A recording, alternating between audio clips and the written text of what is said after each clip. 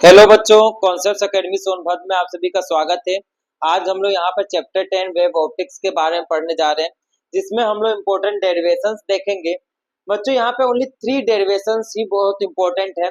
Laws of reflection on the basis of Huygens wave, laws of refraction on the basis of Huygens wave and interference of two coherent source. बाकी जो derivation और CBSE ने syllabus से cut कर दिए हैं। Young's double slit experiment का only formula है, डेरिवेशन अब नहीं है। डिफ्रैक्शन में भी जो सिंगल स्लिट का एक्सपेरिमेंट है उसका डेरिवेशन अब नहीं है, ओनली उसका क्या है, फॉर्मूला है। ओनली उसको मतलब क्वालिटेटिव असेसमेंट हमें पढ़ना है उसका। बाकी हमें ये 3 चीजें ही इसमें अब डेरिवेशन में बची और तीनों ही इंपॉर्टेंट है। इन्हीं के बारे में बच्चों हम लोग यहाँ पर आगे पढ़ेंगे। हेलो बच्चों, आज हम लोग यहाँ पे अपना फर्स्ट डेरिवेशन प्रूव करने वाले हैं चैप्टर नंबर 10 का। फर्स्ट डेरिवेशन क्या है, law of reflection on the basis of Huygens wave. Generally हमें लॉ ऑफ रिफ्लेक्शन पहले से पता है। लॉ ऑफ रिफ्लेक्शन का मतलब क्या है, angle I equal to angle R. मतलब टू प्रूव में हमें सबसे पहले प्रूव क्या करना है कि इंसिडेंट एंगल रिफ्लेक्टेड एंगल जो होंगे वो इक्वल होंगे। और सेकेंड हमारा क्या होता है लॉ ऑफ रिफ्लेक्शन, कि incident ray reflected ray and the normal lie on the same plane at the incident point. तो हम लोग बच्चा इस फॉर्मूले को किस तरह प्रूफ करेंगे, हैगेंस वेव थ्योरी से प्रूफ करेंगे। हैगेंस वेव थ्योरी क्या कहती है बच्चों, मैं इसी में समझाता हूँ कि एक एक्स वाई प्लेन है। इस एक्स वाई प्लेन पर बच्चों एक इंसिडेंट रे आती है। ये इंसिडेंट रे आ गई और इस इंसिडेंट रे से 90 डिग्री पर एक वेव फ्रंट होगा।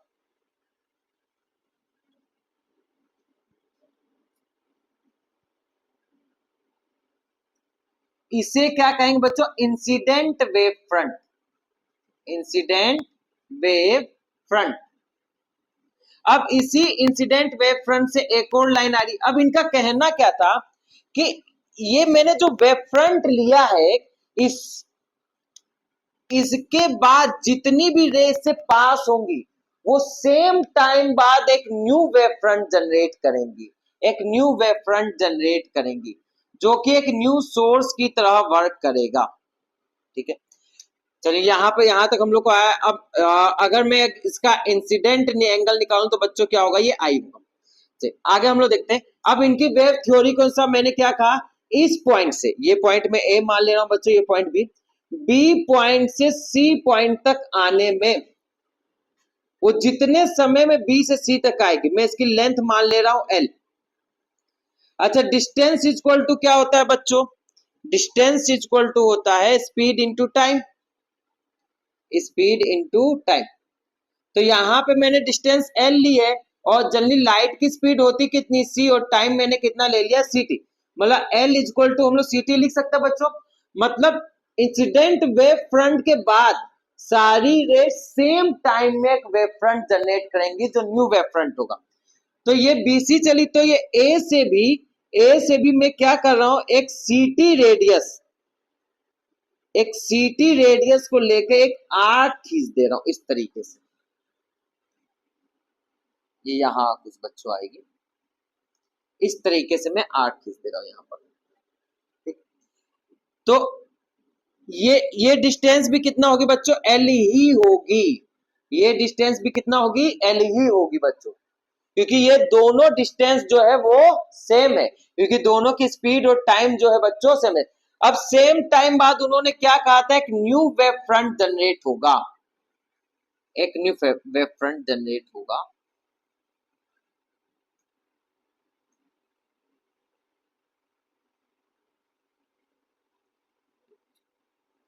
ये बच्चों एक न्यू वेव फ्रंट जनरेट हुआ, इसको हम लोग क्या कहेंगे, reflected wave front. Reflected wave front. फिर वो क्या करेगा, एक न्यू सोर्स की तरह काम करेगा और रिफ्लेक्टेड वेव को देगा। अब बच्चों हम लोगों ने यहाँ क्या कहता है, पहले इंसिडेंट वेव बनाई थी, उसके बाद 90 डिग्री पे हम लोगों ने क्या बनाया था, 90 डिग्री पे हम लोगों ने इंसिडेंट वेव फ्रंट बनाया था।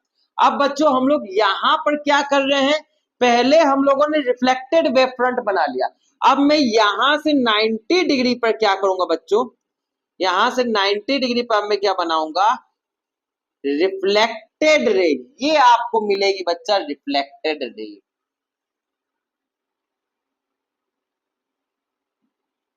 अगर मैं एंगल निकालूं तो ये वेव थ्योरी के अनुसार उन्होंने बताया कि इंसिडेंट रे ये है तो रिफ्लेक्टेड रे यहां मिलेगी वेव फ्रंट से। न्यू वेव फ्रंट से जो रिफ्लेक्टेड रे मिली है वो बच्चों ये मिली है, तो एंगल आर ये होगा। चलिए अब मैं यहाँ पे कुछ एनालिसिस करते हैं बच्चों। अगर ये एंगल आई है तो बच्चों ये एंगल 90 माइनस आई होगा। अगर मैं इस पूरे एंगल की बात करूं, इस पूरे एंगल की, तो ये एंगल बच्चों ये भी 90 डिग्री, क्योंकि जो नॉर्मल होता है 90 डिग्री पर होता है, तो 90 माइनस 90 माइनस आई। तो अगर इसको आप सॉल्व करेंगे, अगर आप बी ए सी, एंगल बी ए सी की यदि मैं बात करूं तो 90 माइनस 90 माइनस आई, तो बचेगा क्या बच्चों आई। तो इस एंगल को मैं क्या कह सकता हूं पूरा आई। इसी तरह सेम बच्चों ये आर है तो ये कितना होगा 90 माइनस आर, और सिमिलरली ये जो एंगल होगा ये वाला बच्चों, ये वाला एंगल बच्चों, ये एंगल क्या होगा आर। मैं इस पॉइंट का नाम दे देता हूं बच्चों डी। इस पॉइंट का क्या है नाम है डी। मतलब मैं किसकी बात कर रहा हूं एंगल ए डी सी की। अगर मैं एंगल ए डी सी की बात करूं तो सेम उसमें रूल रहेगा, क्योंकि ये भी जो है नॉर्मल से कितना बना रहा है बच्चों 90 डिग्री, तो 90 minus 90 minus R equal to R. क्योंकि 90 में से मैंने ये एंगल माइनस कर दिया तो बचा क्या बच्चों यही एंगल तो बचेगा। ठीक, अब यहां पर देखिए, अब मैं दो ट्रायंगल लेता हूं, triangle A B C and triangle ADC। मैं दोनों को यहां अलग अलग बना लेता हूं ताकि मैं आपको अच्छे समझा सकूं।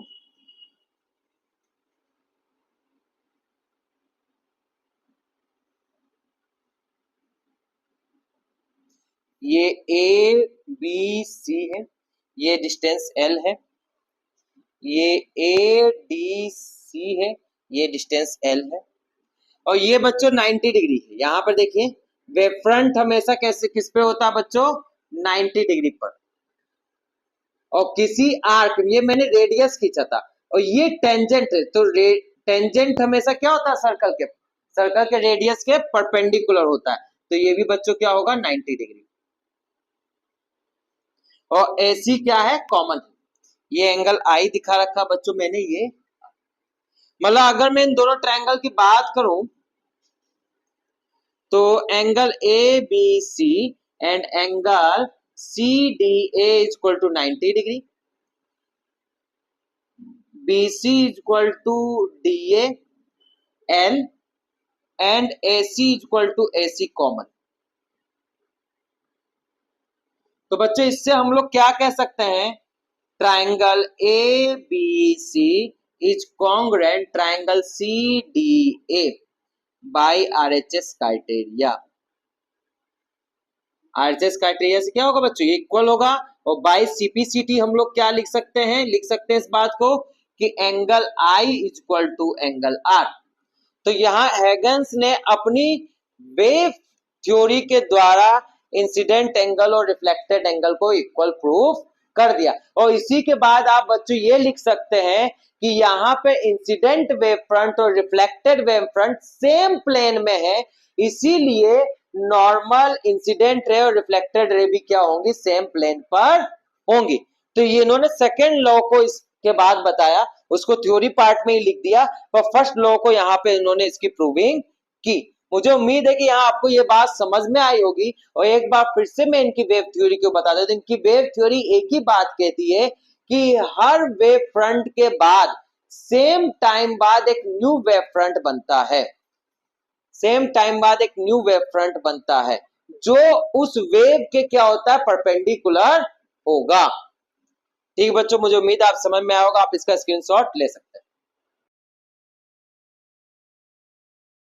अब बच्चों हम लोग यहाँ पर अपना सेकेंड डेरिवेशन प्रूफ करेंगे। सेकेंड डेरिवेशन क्या है बच्चों, हमारा refraction, law of refraction. Generally law of refraction में हमें प्रूफ क्या करना बच्चों, स्नेल्स लॉ की। जनरली लॉ ऑफ रिफ्लेक्शन की जब भी बात आती है तो बच्चों यहाँ पे स्नेल्स लॉ आता है कि sine I by sine R equal to constant. ये हमें प्रूफ करना, ये हम कैसे प्रूफ करेंगे, हैगन्स वेव थ्योरी से इस बात को हम लोग प्रूफ करेंगे। अब बच्चों यहां पर हम लोग क्या करते हैं, दोबारा से फिर से हम लोग इंसिडेंट रे ले लेते हैं।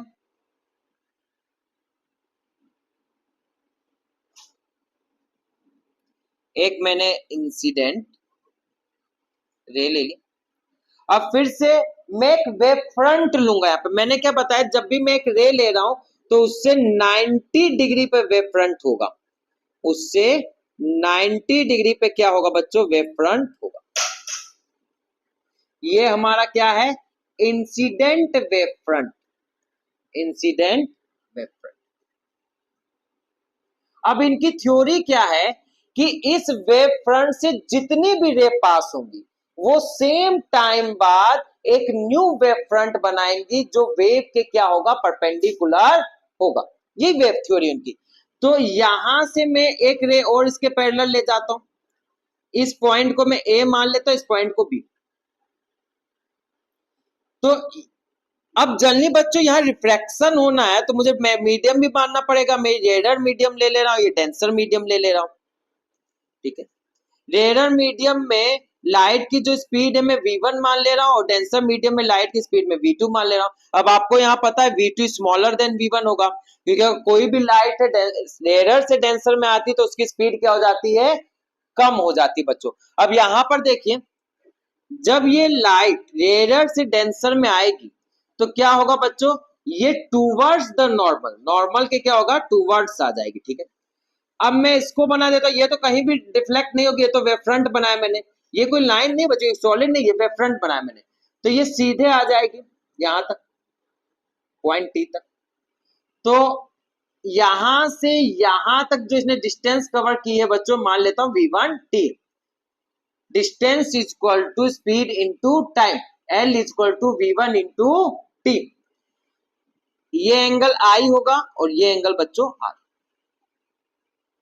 अच्छा, उतने ही टाइम में जितनी डिस्टेंस, उतनी ही डिस्टेंस ये कवर करती है। अब ये ज्यादा चल रही तो बच्चों ये कम ही चलेगी, क्योंकि इसकी स्पीड क्या हो गई, स्लो हो गई है। तो हम इसको रेडियस मान के इस ए बी इस पॉइंट को मैं सी मान ले रहा हूं बच्चों, इस पॉइंट को सी मान ले रहा हूं और इस पॉइंट को डी मान ले रहा हूं। यहां तक इसको रेडियस मान के एक हम लोग आर्क खींचते हैं बच्चों, एक आर्क खींचते हैं और इस आर्क से एक परपेंडिकुलर जाने वाली लाइन या टेंजेंट अगर मैं कहूं, तो आप इस टेंजेंट को देखेंगे सीधे जाके सी पॉइंट पे ही मैच होगा। इसी को बच्चों हम लोग क्या कहेंगे, refracted wave front, refracted wave front. हमें रिफ्रैक्टेड वेव फ्रंट मिल गया है, रिफ्रैक्टेड वेव फ्रंट, ठीक है बच्चों। यहां पर देखिए उसी प्रकार बच्चों अगर ये आई है तो ये 90 माइनस आई होगा, और ये 90 माइनस आई तो ये भी 90 डिग्री पे, तो ये क्या होगा बच्चों, आई होगा। अगर ये यहां पर ये 90 डिग्री बच्चों, अगर ये आर है तो बच्चों यहां पर ये क्या होगा, 90 माइनस आर। अगर ये 90 माइनस आर, ये 90 है तो ये बच्चों क्या होगा, आर होगा। मैं करके दिखाता हूं आपको, इस पहले मैं इस एंगल को सॉल्व करके दिखाता हूं बच्चों। एंगल बी ए सी, अगर एंगल बी ए सी की आप बात करें तो ये एंगल बच्चों 90 डिग्री है, और उसमें से माइनस क्या कर दिया मैंने, इस एंगल को, इस पार्ट को माइनस कर दिया है, तो बच्चों बचेगा क्या, खाली यही पार्ट तो बचेगा जो आई हुआ। अगर मैं इस ट्रायंगल की बात करूं, ट्रायंगल ए डी सी की, तो बच्चों ये एंगल 90 है, ये एंगल 90 माइनस आर है, तो बच्चा ये वाला एंगल बच्चों ए सी डी, और तीनों एंगल का एडअप होता कितना बच्चों, 180। तो 180 90 90 गया तो A C D equal to कितना आया बच्चों, A C D equal to angle R, A C D equal to angle, मतलब ये एंगल आर आ चुका। अगर मैं यहां पर निकालूं बच्चों sine I equal to, sine I equal to क्या होता है बच्चों, परपेंडिकुलर बाय हाइपोटेन्यूस। तो यहाँ पे आई ये 90 डिग्री बच्चों, क्योंकि हमेशा वेव फ्रंट क्या होता है, 90 डिग्री पर होता है। अगर ये 90 डिग्री तो बच्चों ये हाइपोटेन्यूस का वर्क कर रहा है, ठीक। तो परपेंडिकुलर, परपेंडिकुलर क्या है, v1t, और हाइपोटेन्यूस क्या है, AC, हाइपोटेन्यूस क्या है, AC। अगर मैं साइन आर की बात करूं बच्चों तो यही परपेंडिकुलर बाय हाइपोटेन्यूस। तो अगर आप ध्यान से देखें साइन आर का परपेंडिकुलर क्या है V2T और हाइपोटेन्यूस क्या है सेम AC। ये मैंने किस ट्रायंगल में निकाला है ABC में, और ये किस ट्रायंगल में किया बच्चों मैंने ACD में। अब मैं इन दोनों इक्वेशन को क्या कर दे रहा हूं बच्चों डिवाइड कर दे रहा हूं, इक्वेशन 1 एंड इक्वेशन 2। तो sine I by sine R equal to V1T by AC divided by V2T by AC। तो डिवाइड को मल्टीप्लाई में बदलेंगे बच्चों तो यहां पर क्या होगा, AC ऊपर चला आएगा, रेसिप्रोकल हो जाएगा राइट साइड का, AC AC गया बच्चों, T से T गया तो V1 बाई V2। अगर आपको ध्यान हो refractive index of medium 2 with respect to 1, refractive index of medium 2 with respect to 1 हम लोग म्यू 2 बाई म्यू 1 कहते हैं बच्चों, म्यू 2 बाई V1, और इसको अगर हम लोग लिखें तो V1 बाई V2 लिखते हैं। ठीक, अगर मैं इन दोनों इक्वेशन थर्ड एंड फोर्थ से देखूं तो sine I by sine R किसके इक्वल है, रिफ्रैक्टिव इंडेक्स ऑफ 2 के इक्वल है, जो कि क्या है कांस्टेंट है, जो कि क्या है कांस्टेंट है। और यही बात मुझे क्या करनी थी प्रूफ करनी थी, ये मैंने बच्चों यहाँ पे आके स्नेल्स लॉ को प्रूफ कर दिया कि sine I by sine R is equal to refractive index of medium 2 with respect to 1 is equal to constant. तो एगन्स थ्योरी ने इस लॉ को भी बच्चों प्रूफ किया। मुझे उम्मीद है कि बच्चों यहाँ आपको ये बात समझ में आई होगी, आप इसका स्क्रीनशॉट ले सकते हैं।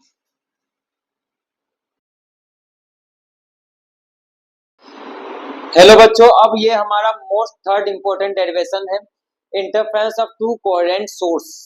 इसके आने के चांसेस ज्यादा हैं बच्चों, आप इसको वेरी इंपॉर्टेंट पे ले सकते हैं।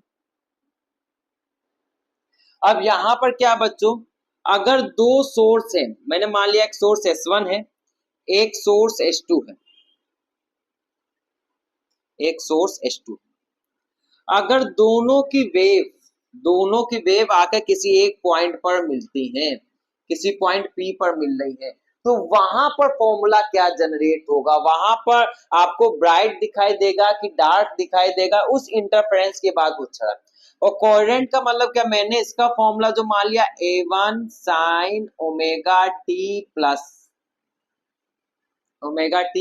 KX1 और Y2 sine Y2 equal to A2 sine omega T plus KX2, ये दोनों मैंने फॉर्मूले ले चुके हैं। अब ये दोनों वेव जो है, ये इसका फॉर्मूला है बच्चों, इसका इस सोर्स का, ये दोनों सोर्स इस पॉइंट पे आके मिल रहे हैं, तो कैसा इंटरफेरेंस देंगे, वो ब्राइट देंगे, डार्क देंगे, कंस्ट्रक्टिव होंगे, डिस्ट्रक्टिव होंगे, इसी बात को हमें यहाँ पे एक्सप्लेन करना है। सबसे पहले तो बच्चों हम लोग यहाँ पे निकाल लेते हैं फेज डिफरेंस। सबसे पहले बच्चों हम लोग क्या निकालते हैं, फेज डिफरेंस।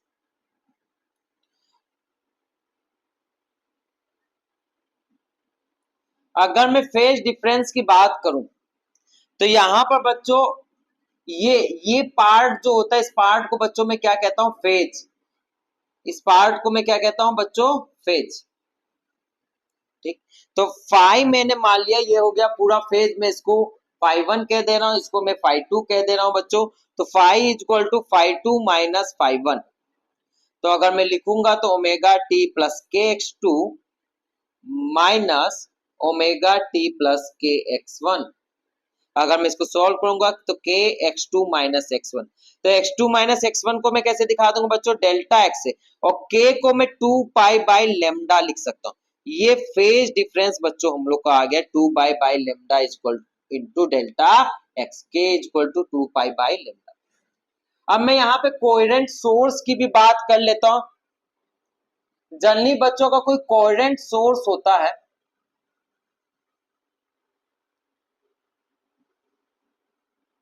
कोहेरेंट सोर्स, तो कोहेरेंट सोर्स में क्या होता है बच्चों, बहुत चीजें इक्वल होती है। जैसे फ्रीक्वेंसी क्या होगी, दोनों सोर्स की सेम होगी। अगर फ्रीक्वेंसी सेम होगी तो ओमेगा भी सेम होगा, क्योंकि ओमेगा का फॉर्मूला क्या होता है बच्चों, 2 पाई एफ। 2πf सेम होगा, वेवलेंथ सेम होगी। अगर वेवलेंथ सेम है तो ये कांस्टेंट जो है 2π/λ होता है, तो बच्चों ये भी क्या होगा, सेम होगा। स्पीड भी बच्चों दोनों की क्या होगी, सेम होगी। ये कोहेरेंट सोर्स की क्या है बच्चों, क्वालिटी। पर इस क्वालिटी को मैं दूसरी जगह रखता हूं। जब दो कोहेरेंट सोर्स होते हैं तो बच्चों इन चीजों को मैं सेम बताता हूं। अगर मीडियम सेम है, अगर सेम मीडियम है, ये आप लिख सकते हैं सेम सोर्स।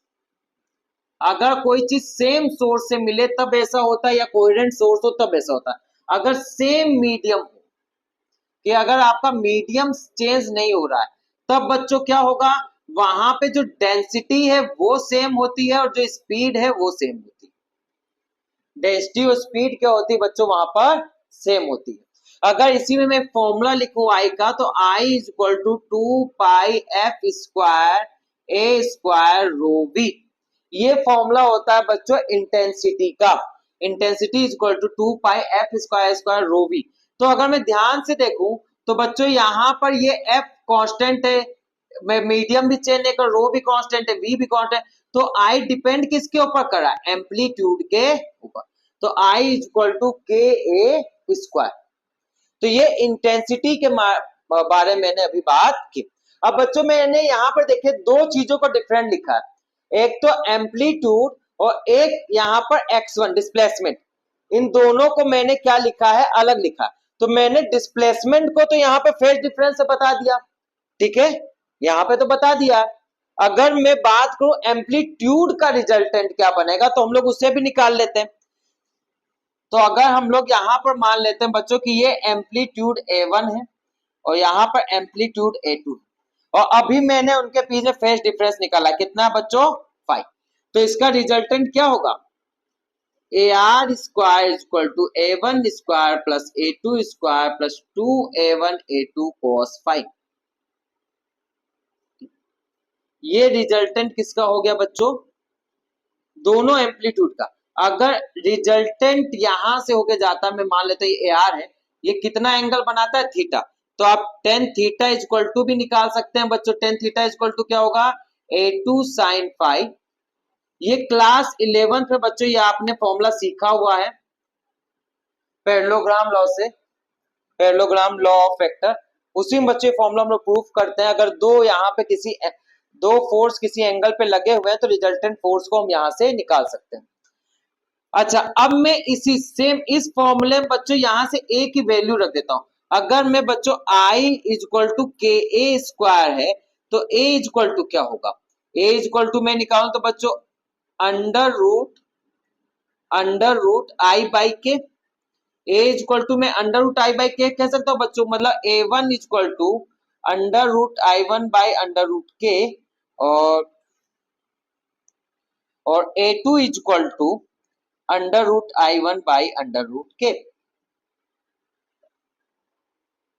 अब यहां पर बच्चों में इसी फॉर्मूले में ये वैल्यू पुट करता हूं, A1 square plus A2 square plus 2A1 A2 cos 5।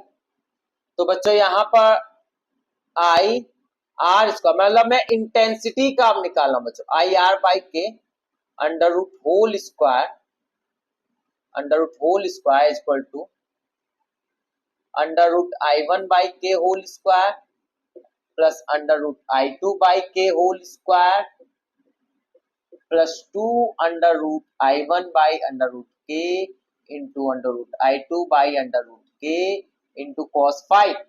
अब यहाँ पे सॉल्व करेंगे बच्चों तो IR बाई के, I1 by K plus I2 by K plus 2 root I1 I2 by K cos 5।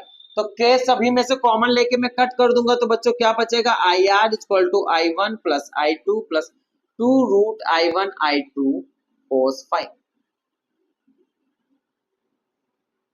तो बच्चों हमें यहाँ पे तीन फॉर्मूले मिल चुके हैं, एम्पलीट्यूड के लिए, फेज डिफरेंस के लिए और इंटेंसिटी के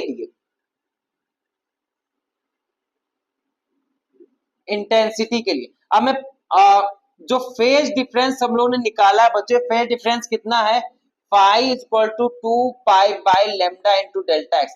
अगर मैं डेल्टा एक्स निकालूं तो बच्चों क्या होगा, लेमडा बाई 2 पाई इंटू 5। तो डेल एक्स को क्या कहते हैं बच्चों, पाथ डिफरेंस। डेल एक्स क्या होता है बच्चों, पाथ डिफरेंस। अब इन्हीं फॉर्मूलों से क्या करेंगे बच्चों हम लोग, ये आप देख सकते हैं फेज। इन्हीं फॉर्मूलों से बच्चों हम लोग पता करेंगे कंस्ट्रक्टिव इंटरफेरेंस हो रहा है कि डिस्ट्रक्टिव इंटरफेरेंस हो रहा है। आप इन फॉर्मूलों को नोट कर सकते हैं, इसका स्क्रीनशॉट ले लीजिए बच्चों। बच्चों अब हम लोग यहाँ पर क्या देखेंगे, difference between constructive and destructive interference. जो हमने पढ़ा है उसी के आगे में ये सेकेंड पार्ट डाल रहा हूं, ताकि आप इसमें कंस्ट्रक्टिव डिस्ट्रक्टिव इंटरफेरेंस इसके साथ ही पूछता क्वेश्चन के साथ। तो यहाँ पे हमने तीन चीजें सीखी थी बच्चों, कि जो एम्पलीट्यूड का रिजल्टेंट होगा, जो उसके सोर्स की इंटेंसिटी का रिजल्टेंट होगा, और पाथ डिफरेंस जो होगा। ठीक, अब मैं इसी से कंस्ट्रक्टिव इंटरफेरेंस और डिस्ट्रक्टिव इंटरफेरेंस का मतलब क्या है बच्चों, दो लाइट मिलकर कहीं बहुत ज्यादा ब्राइटनेस दे रही है तो वो क्या है, कंस्ट्रक्टिव इंटरफेरेंस। और उन लाइट के मिलने से यदि उसकी ब्राइटनेस कम हो जा रही है तो उसका मतलब क्या है, डिस्ट्रक्टिव इंटरफेरेंस। अब यहाँ पर मतलब ए आर और आई आर जहां मैक्सिमम रहेंगे वहां पे कंस्ट्रक्टिव इंटरफेरेंस होगा, और जहां पे एम्पलीट्यूड और इंटेंसिटी मिनिमम रहेगी वहां पे डिस्ट्रक्टिव इंटरफेरेंस होगा। अच्छा, मैक्सिमम होने के लिए इनके पास एक ही टर्म है cos फाई।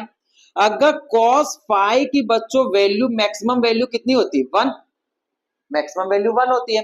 तो बच्चों cos फाई की मैक्सिमम वैल्यू 1 कब हो सकती है, जब फाई की वैल्यू 0 डिग्री हो, या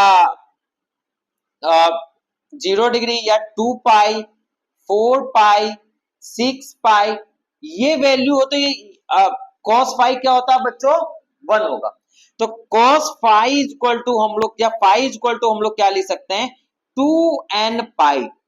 मतलब 2n पाई वैल्यू होने पर क्या होगा, ये n इज इक्वल टू क्या बच्चों, 1 2 3।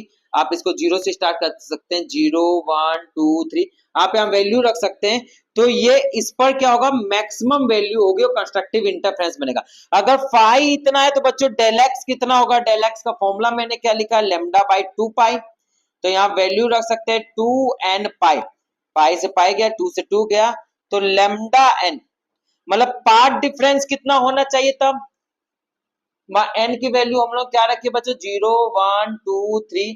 तो उसी प्रकार हम लोग रखेंगे, तो 0 लेमडा, 2 लेमडा, 3 लेमडा, 4 लेमडा। तो ये क्या होगा, ये बच्चों पाथ डिफरेंस होगा, ये पार्ट डिफरेंस होगा। अच्छा, अगर मैं यहां की बात करूं तो बच्चों यहाँ पे cos फाई की मिनिमम वैल्यू क्या होती है, -1। और -1 होने के लिए एंगल कितना होना चाहिए बच्चों, एंगल आपका या तो 180 डिग्री हो, पाई, 3 पाई, 5 पाई। आपके ओड मल्टीपल्स अगर पाई से मल्टीप्लाई होंगे तो वो बच्चों एंगल cos फाई की वैल्यू क्या होगी, -1 होगी। तो इस बात को मैं कैसे लिख सकता हूं, 2n-1, 2n-1 इंटू पाई। अब मैं n की वैल्यू क्या रख सकता हूं बच्चों, n की वैल्यू 1 2 3, मतलब मुझे 1 से यहाँ स्टार्ट करना पड़ेगा, तब आप देखेंगे पाई मिलेगा, 1 रखने पर 2 रखूंगा 3 पाई मिलेगा। तो अच्छा, अगर पाई इतना है तो डेल एक्स कितना होगा बच्चों, डेल एक्स का वही फॉर्मूला मुझे रखना पड़ेगा, लेमडा बाई 2 पाई इंटू 5। तो लेमडा बाई 2 पाई, पाई की वैल्यू क्या है, 2n-1 बाई पाई, पाई से पाई गया, तो 2n-1, 2n-1 लेमडा बाई 2। अब इसमें बच्चों आप n की वैल्यू रख दीजिए। अगर आप n की वैल्यू 1 2 3 रखते हैं तो यहाँ पे डेल एक्स आपको क्या मिलेगा, del X is equal to, अगर आप 1 रखेंगे तो lambda by 2, 3 lambda by 2, 5 lambda by 2। मतलब ये क्या होगा, पार्ट डिफरेंस होगा। ये क्वेश्चन बच्चों सीधे एमसीक्यू में आ जाता है, अगर पार्ट डिफरेंस इतना है तो ब्राइटनेस होगी कि डार्कनेस होगी।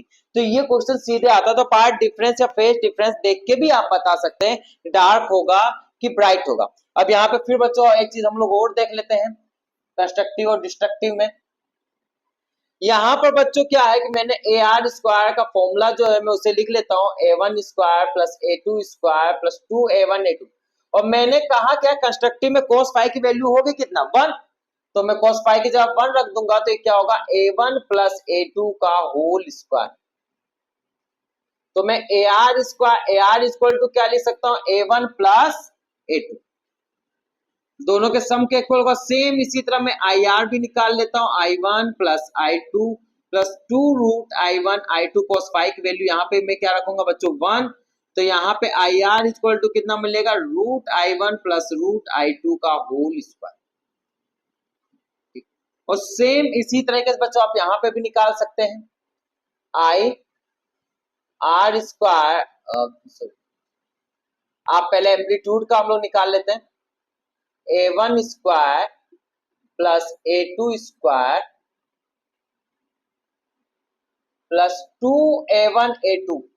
अच्छा यहाँ पे cos फाइव की वैल्यू मुझे क्या रखनी है डिस्टेंस में बच्चों -1, तो ये फॉर्मूला क्या बनेगा A one minus A two का होल स्क्वायर, तो A R equal to A one minus, ये डिस्ट्रक्टिव में होगा बच्चों, दोनों एम्पलीट्यूड क्या होंगे माइनस में हो जाएंगे।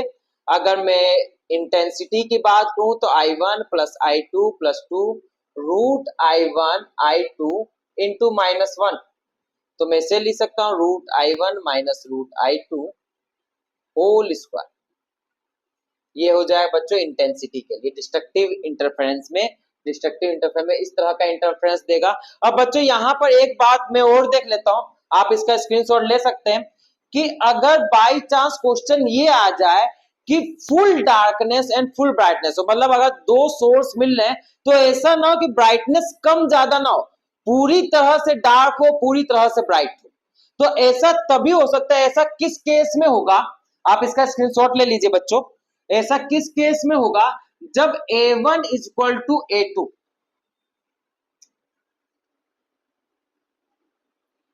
A1 equal to A2 equal to A, जब दोनों का एम्पलीट्यूड सेम हो, दोनों का एम्पलीट्यूड सेम हो और दोनों की इंटेंसिटी सेम हो, तब ये केस बनता है बच्चों, तब ये केस बनता है। अगर मैं इसे सॉल्व करूं, इस केस में अगर मैं कंस्ट्रक्टिव डिस्ट्रक्टिव निकालूंगा, यहां पर देखिए सबसे पहले तो फॉर्मूला डिराइव कर लेता हूं। फॉर्मूला क्या है A one square plus A two square plus two A one A two cos five. तो अगर आप इसे यहां सॉल्व करेंगे बच्चों तो ए ही रखना पड़ेगा इन सबकी जगह, two A square cos five, तो मैं यहाँ टू ए स्क्वायर कॉमन ले रहा हूं तो 1 प्लस कॉस फाइव बचेगा बच्चों। और यहाँ पे एक फॉर्मूला होता है बच्चों cos फाइव का, आप नोट करके लिख लीजिए,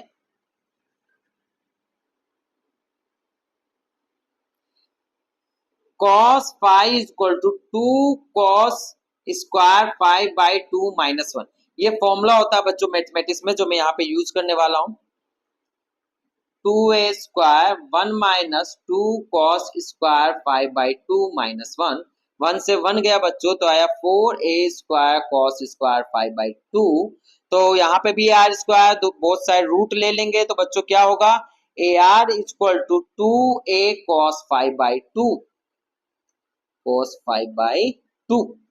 और सेम इसी तरीके से बच्चों मैं इसके लिए फॉर्मूला प्रूव करूंगा I R equal to I one plus I two plus two root I one I two cos five. तो यहाँ पर क्या करना बच्चों, मुझे दोनों जगह सेम रख देना I plus two root I into I cos five, तो two I plus two root I cos five. तो यहाँ बच्चों टू आई स्क्वायर होगा, सॉरी बच्चों ये आई स्क्वायर, मैं यहाँ पे आई को बाहर ले लूंगा तो two I equal to 1 plus cos five. तो यहाँ पे बच्चों वही हम लोग वर्क कर सकते हैं, फॉर्मूला रख सकते हैं अपना 1 plus two cos square five by two minus 1, 1 से 1 गया तो 4i cos square five by two, तो ये आई आर है। तो आई आर का फॉर्मूला ये मिला बच्चों और इसका फॉर्मूला ये मिला। अगर इस केस में, अगर बच्चों इस केस में मैं कंस्ट्रक्टिव और डिस्ट्रक्टिव बनाऊं, इस साइड का मुझे उम्मीद है बच्चों आप लोगों ने उतार लिया होगा। बच्चों अब हम लोग इसका कंस्ट्रक्टिव इंटरफेरेंस भी देख लेते हैं कि किस तरीके से ये कंस्ट्रक्टिव इंटरफेरेंस बनाएगा जो हमने फॉर्मूला लिखा। अगर दो सोर्स हमने ऐसे लिए हैं जिनका एम्पलीट्यूड और इंटेंसिटी सेम है, तो कंस्ट्रक्टिव और डिस्ट्रक्टिव इंटरफेरेंस में आपने एंगल आपको पता ही है कि यहाँ पे फाई की वैल्यू क्या होती है बच्चों 0 और यहाँ फाई की वैल्यू क्या होती है 180 डिस्ट्रक्टिव इंटरफेरेंस होने के लिए। तो यहाँ पे जब फॉर्मूले में रखिए बच्चों फाई की वैल्यू अगर आप 0 डिग्री रखते हैं तो आपको वैल्यू कितनी मिलेगी cos 0 ही बचा, cos 0 की वैल्यू कितना होती है 1, तो आपको रिजल्टेंट जो मिलेगा 2a मिलेगा, एम्पलीट्यूड हाई होगा। अगर यहाँ पे बच्चों अगर आप 180 डिग्री रखते हैं तो आपको एंगल मिलेगा वो 90 मिलेगा और ना cos 90 की वैल्यू क्या होती है बच्चों 0, मतलब एम्पलीट्यूड एकदम से 0 हो जाएगा, आपको हल्का ब्राइट भी नहीं दिखाई देगा, बिल्कुल वहां पे एम्पलीट्यूड लो हो जाएगा। अगर सेम वर्क में बच्चों यहाँ पे इस फॉर्मूले के साथ करूं I R equal to 4i cos square 5/2, तो इसमें भी क्या होगा बच्चों, इसमें भी कंस्ट्रक्टिव इंटरफेरेंस और डिस्ट्रक्टिव बनेंगे। कंस्ट्रक्टिव के लिए क्या होता है बच्चों 0 डिग्री एंगल होता है, डिस्ट्रक्टिव के लिए क्या होता है 180 डिग्री, ये हम लोगों ने पहले प्रूव किया बच्चों। और यहाँ पर क्या अगर मैं यहाँ पे A R equal to, so यहाँ पे मुझे आई आर निकालना बच्चों, I R equal to 4i cos square 0/2, मतलब 0 ही आएगा तो cos 0 की वैल्यू 1 ही होती, 1 स्क्वायर, मतलब इंटेंसिटी आपको 4 टाइम्स मिलेगी, 4 टाइम्स मिलेगी। पर अगर आप यहाँ 180 रखते हैं बच्चों cos स्क्वायर 180/2 तो ये 90 डिग्री हो जाएगा बच्चों, cos स्क्वायर 90 और 9 cos 90 की वैल्यू क्या होती है बच्चों 0, तो ये पूरा टर्म क्या हो जाएगा 0, इसकी वैल्यू जैसे ही 0 होगी तो पूरा टर्म क्या हो जाएगा, मतलब कुछ भी नहीं दिखेगा। इसीलिए मैंने कहा कि अगर क्वेश्चन ये आ जाए कि मुझे ऐसा बताएं कि जहां पर फुल ब्राइट हो और फुल डार्कनेस हो, कम ब्राइट या कम डार्कनेस नहीं, तो वहां पे आप सेम एम्पलीट्यूड और सेम इंटेंसिटी ले लेंगे तो आपको ऐसा इंटरफेरेंस वहां पर देखने को मिलेगा। ठीक बच्चों, मुझे उम्मीद है कि आपको ये पूरा समझ में आया होगा। आप बच्चों इसका स्क्रीनशॉट ले सकते हैं।